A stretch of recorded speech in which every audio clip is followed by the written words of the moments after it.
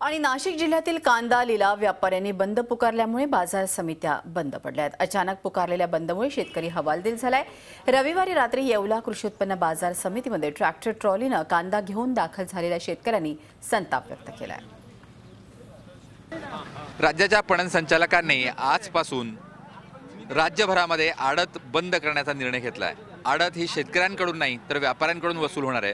त्यामुळे व्यापाऱ्यांनी बंदचं आंदोलन उपसलेलं आहे। आपण त्यांच्याशी चर्चा करूया शेतकऱ्यांशी की नेमकं त्यांना काय वाटतंय। जी काही आडत बंद करण्याचा निर्णय घेण्यात आलेला आहे आणि वसूल व्यापाऱ्यांकडून करण्याचा निर्णय घेण्यात आला आहे त्याबद्दल तुम्हाला काय वाटतंय। इडून माग जे व्यापाऱ्यांकडून व्यापारी शेतकऱ्यांकडून आडत वसूल करत होते, आता इडून माग काय बेहिशोबी शेतकऱ्यांना लुटलं आणि जो आता सरकारनं जो निर्णय घेतलाय का आडत बंद हा एकदम शेतकऱ्याच्या हिताचा आणि आनंदाचा आजचा क्षण आहे। कालच्या धरून जरी व्यापाऱ्यांनी बंद जरी केलाय तर 2 दिवस शेतकरी जळ सहन करू शकतो। कारण इडून मागे पण असंच चाललंय तर इडून पुढे काहीतरी बदल व्हायचा आहे तर मग थोडंफार शेतकरी पण सहन करू शकतो।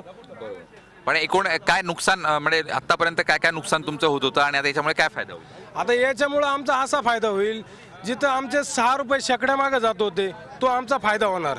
एक शेतकरी 1000 भाजी आणली जर समजा त्याचं लाख रुपये त्याला उत्पन्न निघत असेल तर त्याचे 6000 रुपये त्याच्या मागे तुटत होते तर ते आता ते तुटणार नाही। 2 दिवस शेतकऱ्याचं नुकसान झालं शेतकरी सहन करू शकतो। बरोबर आहे। तुम्हाला काय वाटतं या आंदोलनाचा काही फटका तुम्हाला बसेल का। हा थोडाफार बसेल आणि त्याला शेतकरी काय नाही त्या 2-3 दिवसाकरता तो सहन करू शकतो, काय अडचण नाही।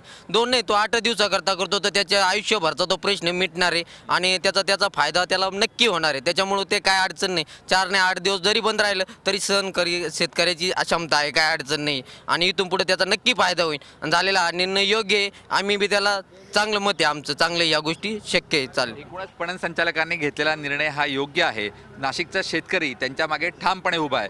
जरी आंदोलनामध्ये नुकसान झालं तरी शेतकरी सहन करायला तयार आहे। त्यामुळे आता आडत पूर्णपणे बंद होणं गरजेचं आहे। व्हिडिओ जर्नलिस्ट सोनू भिडेसह योगेश खरे, झी मीडिया, नाशिक। झी 24 तास रहा एक पाऊल पुढे।